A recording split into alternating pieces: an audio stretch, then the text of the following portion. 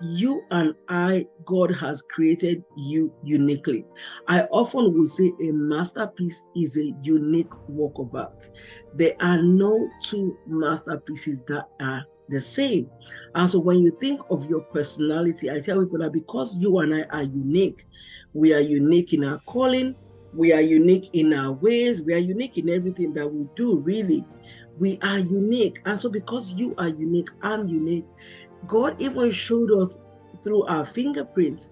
You will not find two people upon the earth that have the same fingerprint. Can you imagine? Not two people. That tells you how unique you are. So you have a unique fingerprint. Even when you have people that have twins, even with twins, they are still unique because guess what? They don't have the same fingerprint. That is how precious you are. And so I said we can leverage on our uniqueness. I saw somebody wearing an interesting t-shirt yesterday. I was watching a YouTube video. Somebody was an interesting t-shirt. And t-shirt said, I'm not perfect, but I'm an original. I was like, oh, I love this. So God is not calling you and I to be perfect. What is calling you and I to is to be that person that He has created you to be. So I said, how can you function in your originality? This was me for the longest time. I did not function in my originality. I always let people tell me, if you've heard my story, you would know this. I will often let people tell me what I could do, how far I could go, what I couldn't do, what was not, available to me to do. I always just let people stop me. That was me at the time, until God said to me, when are you going to start living out my dreams and purposes for you? So God had to give me a wake-up call. I did not see that I was unique. And so I'm challenging a woman listening today. One of the tools that God has given you and I to be unstoppable is to be unique. And so whenever you think of yourself, and so when I found that verse, I began to think of myself in that line. I am God's masterpiece, which means I am different. One way God said to me one of the days, He said to me, if you take two masterpieces to the market, would they command the same value? And I started thinking, I'm like, I don't know, And He said, no, they wouldn't, because they are both different.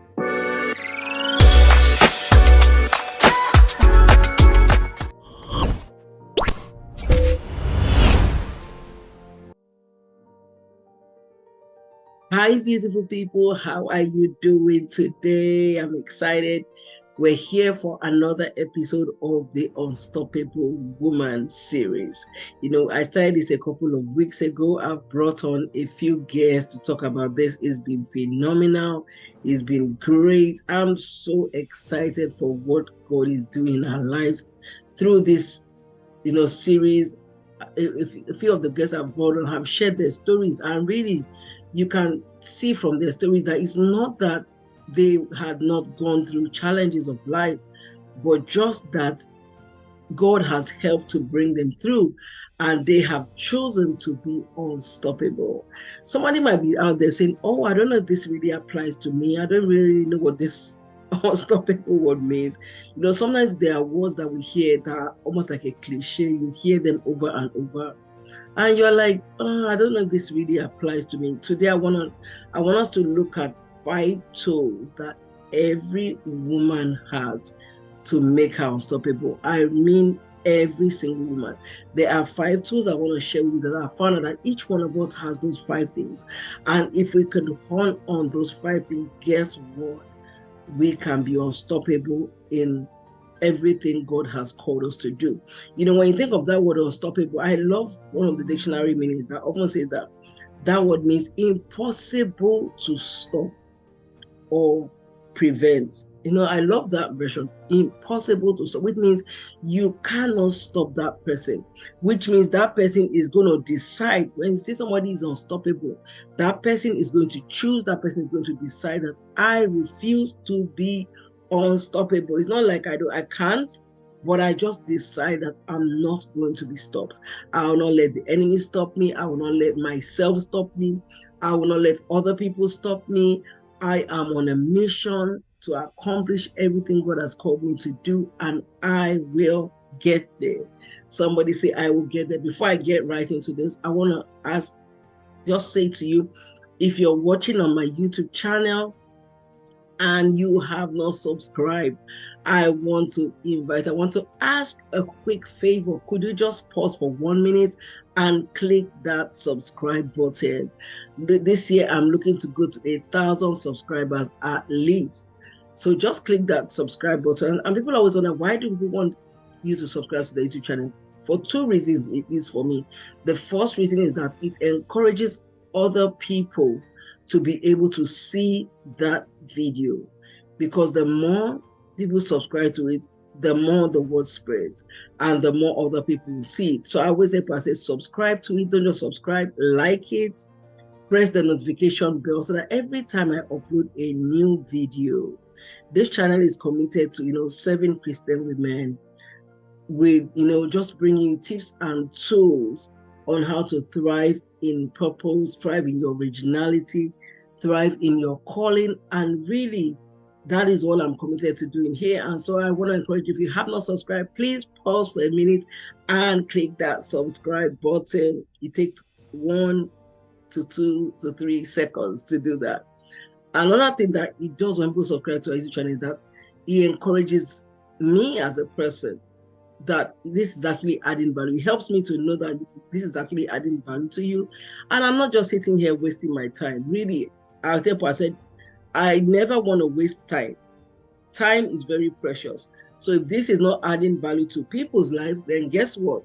I have no business doing it. So one of the ways that helps me to know that this is adding value to you is by you subscribing. So if you're there and you're watching YouTube channel, guess what? Please subscribe. And if you're listening on Apple Podcasts, Google Podcasts, you can also watch the video podcast on my YouTube channel, Olu Olabode. You can watch it, The Purpose Midwife. Okay, let's get into this. So, I was saying that I love that word unstoppable means, impossible to stop or to prevent. That was one of the dictionary meanings. Another meaning I saw was cannot be prevented from continuing or developing. So sometimes, sometimes we would come to a place in our life whereby it looks like we're going to be stopped. There are challenges of life that we're going through. There are things that are so difficult. We just want to put the brakes on, and we just want to say, you know what, I'm done. I don't want to do this anymore. But you and I can also choose that, guess what? I will not stop. God has graced me to be able to continue. So I am going to not stop. I'm just going to continue in God's grace. I'm going to let God help me, but I'm going to choose to be that unstoppable woman. So as we look at those 5 things today, what do you think they might be? Let's get into them. So the very first tool I believe every woman has to make her unstoppable is her personality, her identity. I tell you, every one of us, for those that know me, one of the verses that has become such a precious one to me is Ephesians 2 verse 10. And that verse says that you and I are God's masterpiece. You and I are God's workmanship. You and I have been created, to do the good works which He ordained for us to do before the foundations of time. So I'm paraphrasing that verse. What he's saying is that you and I, God has created you uniquely. I often will say a masterpiece is a unique work of art. There are no two masterpieces that are the same. And so when you think of your personality, I tell people that because you and I are unique, we are unique in our calling, we are unique in our ways, we are unique in everything that we do, really.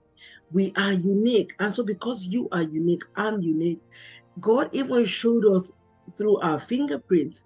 You will not find 2 people upon the earth that have the same fingerprint. Can you imagine? Not 2 people. That tells you how unique you are. So you have a unique fingerprint. Even when you have people that have twins, even with twins, they are still unique. because guess what? They don't have the same fingerprint. That is how precious you are. And so I always say, I said, we can leverage on our uniqueness. I saw somebody wearing an interesting t-shirt yesterday. I was watching a YouTube video. Someone was an interesting t-shirt. And t-shirt said, I'm not perfect, but I'm an original. I was like, oh, I love this. So God is not calling you and I to be perfect. What is calling you and I to is to be that person that He has created you to be. So I always tell people, I said, how can you function in your originality? This was me for the longest time. I did not function in my originality. I always let people tell me, if you've heard my story, you would know this. I will often let people tell me what I could do, how far I could go, what I couldn't do, what was not, available to me to do. I always just let people stop me. That was me at the time, until God said to me, when are you going to start living out my dreams and purposes for you? So God had to give me a wake-up call. I did not see that I was unique. And so I'm challenging a woman listening today. One of the tools that God has given you and I to be unstoppable is to be unique. And so whenever you think of yourself, and so when I found that verse, I began to think of myself in that line. I am God's masterpiece, which means I am different. One way God said to me one of the days, He said to me, if you take two masterpieces to the market, would they command the same value? And I started thinking, I'm like, I don't know, And He said, no, they wouldn't, because they are both different. They are both unique. A masterpiece is a work of art, which means if you do two paintings, if a painter paints on a canvas, two different canvases, he does two paintings, they will never be the same. Each of those paintings will always have something that is different about them. And that is exactly how you are. That is exactly how I am. That's exactly how God has created us to be. And what God desires is that you and I leverage on that personality. You leverage on the uniqueness that He has put on the inside of you. So a question I might ask you, what is it that makes you unique? There's always things that make you unique to you. Like, nobody does things exactly the way you would do it. Nobody will say things exactly the way you say it. There are things that are so special about you that makes you unique. What are those things that make you stand out?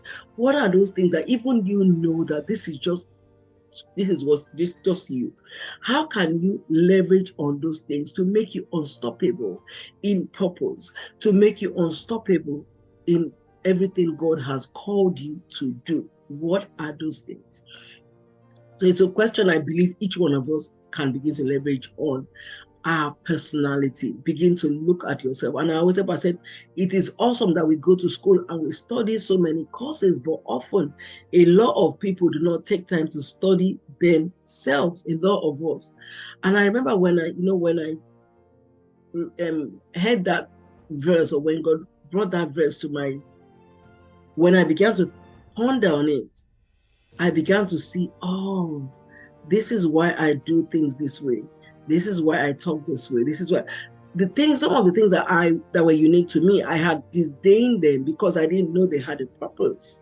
And I found that everything that God has given you, that He has put on the inside of you, is because you have a unique purpose.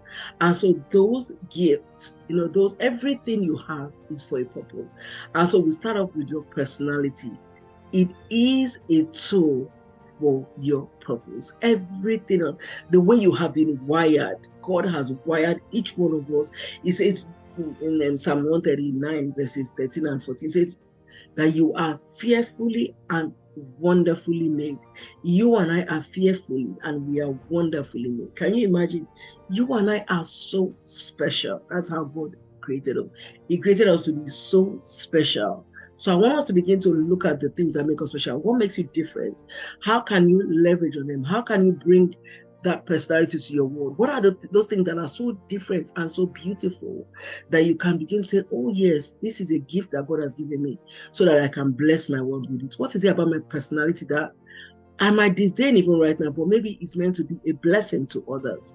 Begin to look at that. The second thing I want to look at is one of the ones that is so precious to me, and that is, her story.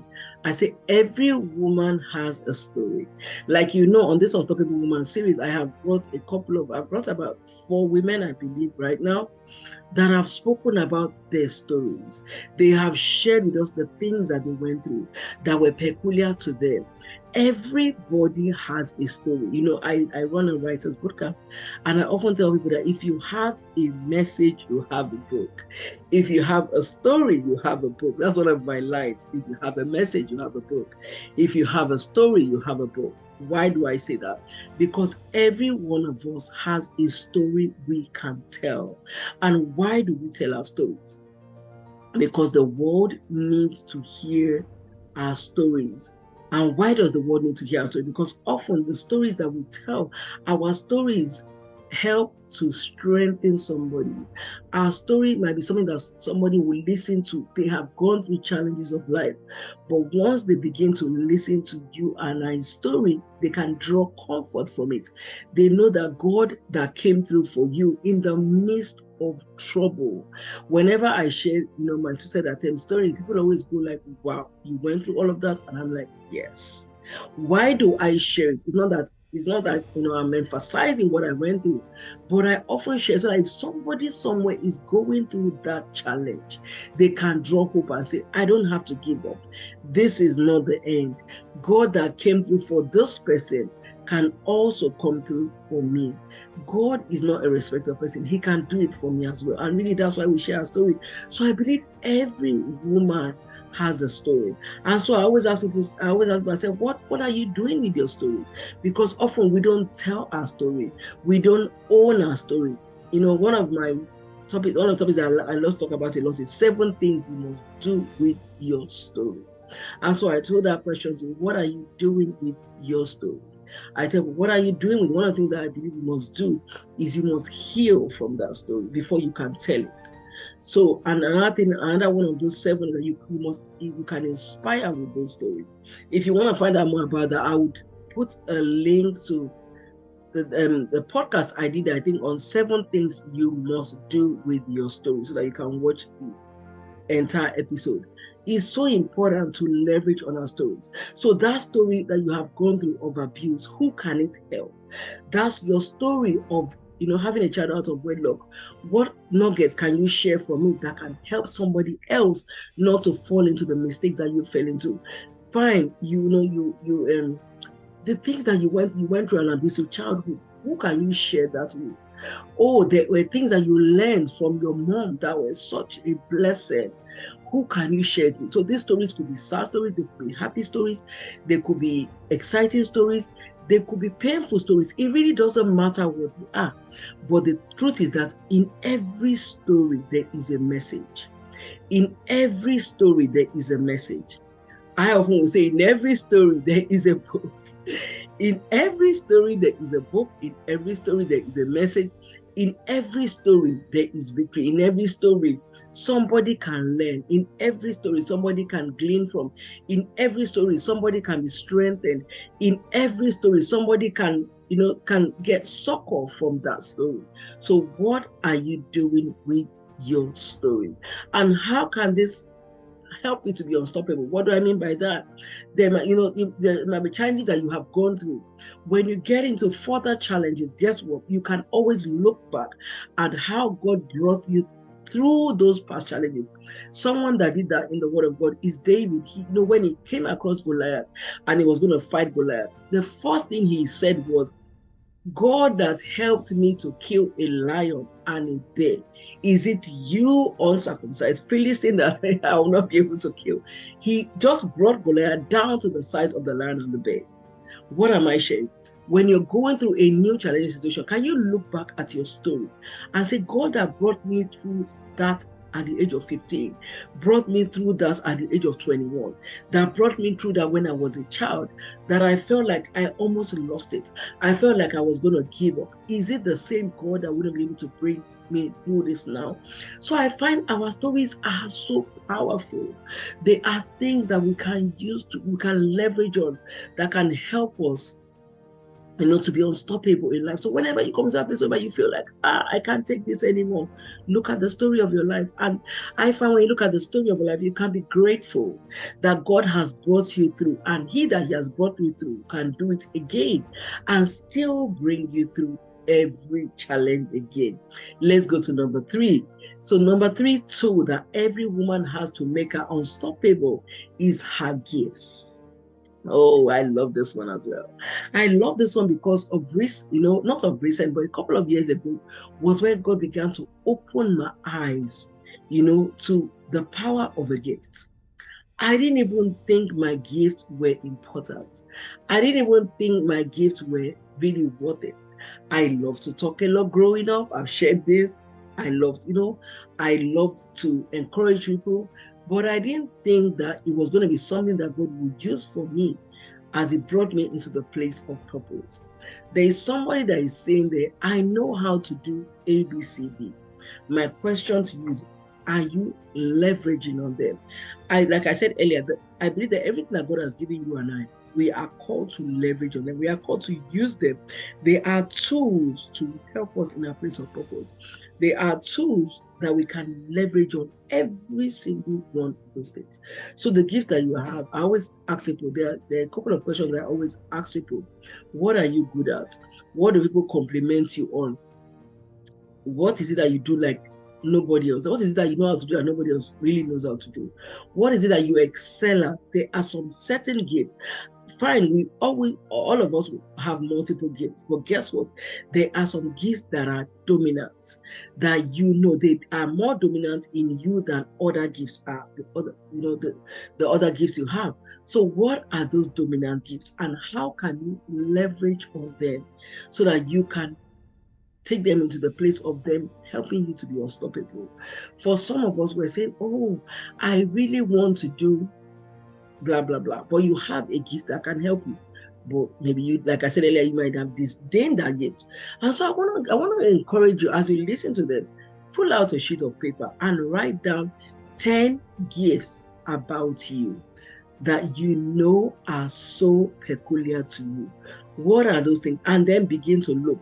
What are the top 2 dominant gifts that, guess what, you can leverage on?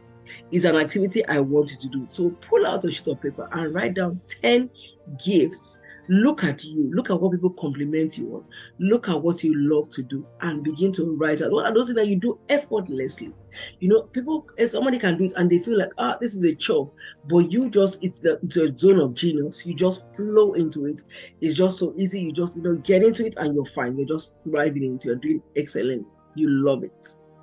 And then now look at those 10 and say, what are the top 2 to 3 of these gifts that I am so good at that I can leverage on, that can help me to be unstoppable? Unstoppable in purpose, unstoppable in life, unstoppable in career, unstoppable in, personally, unstoppable in every area of life. What are those 2 to 3 gifts that you are that you can leverage on? That's an activity I want to give you. And please ensure you do it. I'll be looking forward to hearing about that. Number 4, I want to talk about 5 tools every woman has to be unstoppable is her purpose. Oh, this is another awesome one. I actually think all the 5 gifts are so powerful, but this is another one. Her purpose. I came across a scripture a couple of years ago. I think I first heard it from Miles Monroe. Psalm 57 verse 2. And I'm going to paraphrase it.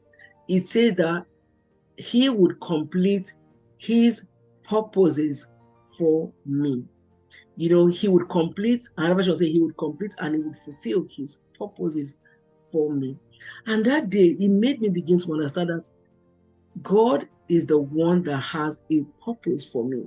God has a specific purpose for me. And He wants to complete that purpose for me. But guess what?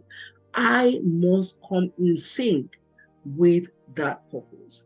There are, like I shared earlier about Ephesians 2:10, He has made you a masterpiece so that you can go and do the good works that He preordained before the foundation of the world. So what He's saying is that God has a purpose for you, yes, but He needs you to come in sync with Him for him to be able to complete that purpose for you, you must come to the place of discovering what that purpose is. And I always say, there's really no other place to discover what that purpose is except with the one that manufactured you, your creator. He's the one that would tell you what it is. He's the one that will reveal that purpose to you. Your purpose is not new, it was put in you, but guess what? You might not know what it is until you go back to the one who created you and begin to ask the Lord, like I did many years ago, Lord, what have you created me to do? What is your purpose for me? What is it that you have called me to do? And as you begin to find out, guess what? I find that it's purpose is like an onion. It's in layers. He'll begin to reveal to you per time. And as he reveals to you, he takes it to the next level. As he increases the capacity, he reveals it to you. But then he begins to, it comes in layers. So you will not get the fullness of it like at once. But the more you stay in the place of intimacy with him, the more he reveals that purpose to you. And so you might say, I don't even know what my purpose is. I want to say to you, have you taken out time to seek your manufacturer to find out what that purpose is? I actually have a worksheet that I think I'm going to share with us. It's called the 6 L's of purpose. There are 6 ways that you can find out what your purpose is. 6 ways that you can find out. 6 places that you can look at. It gives you clues to what that purpose is in case you do not know. And I will share it in the description. I'll share it in the show notes so you can listen. You can just look at it and say, oh, maybe this is the clue for me. It would help you on your journey of purpose discovery. But really the best place to go to, which is the very first of the L's, is look to your manufacturer. I call it the 6 L's of purpose. 6 L's. Look to your manufacturer. The manufacturer is the one that reveals every single one of the things that he's called you to do. He's the one that reveals your purpose to you. He's the one that reveals even part time. But until you get in sync, like I said earlier, he completes that purpose. He fulfills it.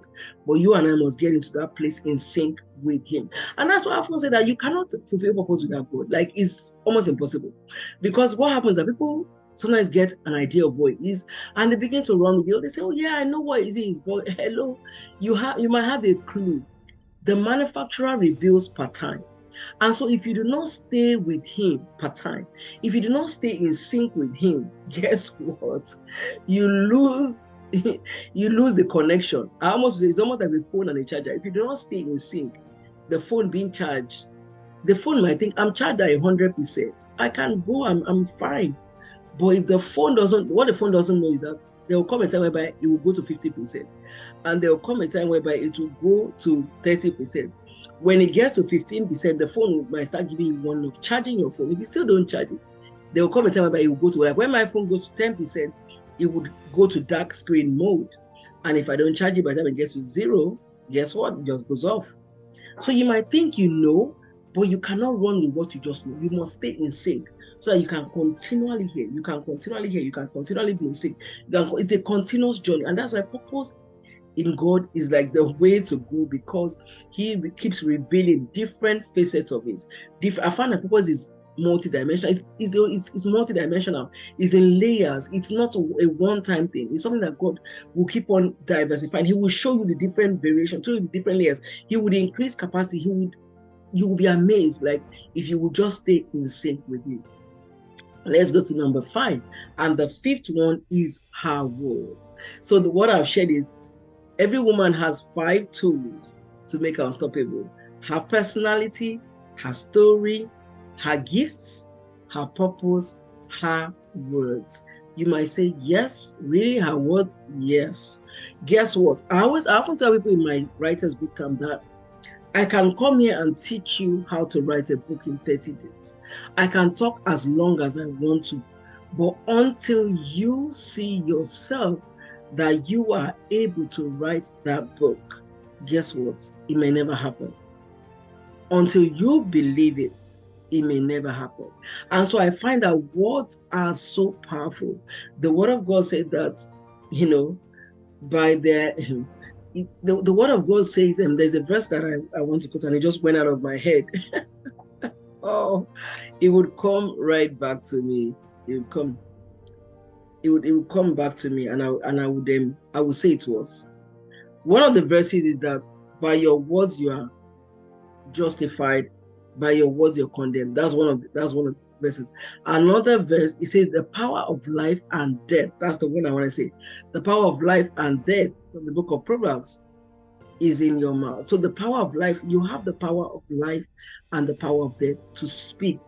You have the power of life and death over yourself. Often we will say to everybody that you are the biggest prophet over yourself. Somebody can speak over you, somebody can declare over you until you receive it into your spirit, until you agree, and often until you begin to speak it into the atmosphere. You begin to speak it, you begin to believe it. Because when you speak it, guess what happens? It goes into your subconscious. The more you speak it, the more your subconscious believes it. And as you believe it, then you begin to act on it. You cannot act on what you don't believe. And so words are so key. Words are so key. Words are so key. They are so powerful that if you do not have the right words, if you do not speak the right words, you can find yourself, like some people will say, oh, I'm dead. Oh, let me look for another one that we use so often. I'm thinking of one now. I can't do it. I'm not able. I'm not qualified. Can you see those words are already negating? So sometimes you already plan to do those things, but because now you're speaking negative words, the words that you speak is already acting in the atmosphere, and it's going to determine what you're going to be able to do or not do. Do we understand? It's going to determine what we're going to be able to do or not to do. Oh, I can't do this. Oh, I'm not able. Oh, I can't, it's too good for me. Oh, that person is too good for me. Oh, no, I can't. I just don't know how to. So I always tell you, the word of God says something. It says in Romans chapter 4, I think verse 7, it says it's about Abraham. And it was saying that God was calling those things that be not as though they were. He called to life those things that be not, those things that were not possible. God began to speak them. God began to speak them. Let me read. I'm going to read that to you because I want to get that. There is a part that I want to read to us. Let me just pull it up. Just give me a minute. I'm just going to pull it up. Okay. Yes, we get this thing. As it is written, I have made you the father of many nations. He was appointed our father in the sight of God, in whom he believed, who gives life to the dead and speaks of the non-existent things that he had foretold and promised as if they already existed. He called them like they already existed. Another version, King James will say, as it is written, I have made thee a father of many nations, before him who he believed, even God who quickened the dead and called those things which be not as though they were. So God called those things. Abraham's body was dead. But you know what? God spoke it forth, that your name is changed from Abraham to Abraham. And as he spoke it forth, which meant Abraham meant a father, which means that everything that does not conform to your new name begins to conform right now. And as they began to call Abraham, guess what? His body began to conform to the new name. And so sometimes in our lives, we must decide that you and I must conform to the new name. You and I must call ourselves a new name. We must speak the right things about ourselves. We must say the right thing. If you want to be unstoppable, you must learn to say words that would affirm you. You must always decree, I am unstoppable, I am thriving, I am living in purpose, I am well able, God has graced me to do everything he has called me to do. It is so important, because your words would condemn you or your words would justify. Your words are so powerful. They are more powerful than the person sitting next to you. Trust me, that person can say something about you. But if you, with your words, will now begin to decree that those things that you are speaking about yourself, you begin to put a decree forth, guess what happens? It's going to begin to happen. Another verse that I love to share so much is Job 22:28, that says, and thou shalt decree and declare a thing, and it shall be established. So guess what? He's saying, thou shalt decree. What are you going to be bold enough to decree about yourself? What are you going to be bold to decree? They might have seen a different face in your family, and you have decided that this is not going to be my lot. You decide that this is going to stop with me. It's not going to go to my children. It's not going to go to my children's children. What are you going to be bold enough to speak with your words? You want to be unstoppable. What are you going to be bold enough to speak for? Because your words are one of the tools that God has given you and I to decree into our world. We see it happen in every, if you look at a lot of the stories in the Bible, they had to speak what they wanted to see. And so, and the same thing what happened with Sarah, as she was called Sarai. And at first, she loved that I'm going to have a baby at this age. But the more they called her Sarah, her body began to conform to what was being said.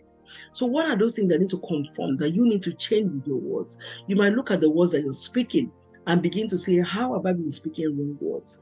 What are the way I can change it? Begin to change the words that you speak. And I was able to begin to write down what you want to see about yourself and begin to speak it to yourself. Write it down, begin to speak it, decree to yourself each and every day, and watch things change around in your life. Because guess what? As you're speaking in the power of life and death is in your tongue, as you're speaking it, guess what? You're speaking life, you will see life. If you speak life, you see life. If you speak death, you're going to see death. It is just a principle. And so I want to encourage us with those 5 things. You and I, God has equipped us to be unstoppable. And those 5 things are tools that God has given you and I to be unstoppable in every area of our lives. The question is, are you going to get up and begin to use those tools, to leverage on for you to be unstoppable? If this has blessed you, can you share with one person, that will share with another person, that will share with another person? Don't keep it to yourself. Make sure you share it with somebody else as well. And I'll see you next week. Have an amazing week.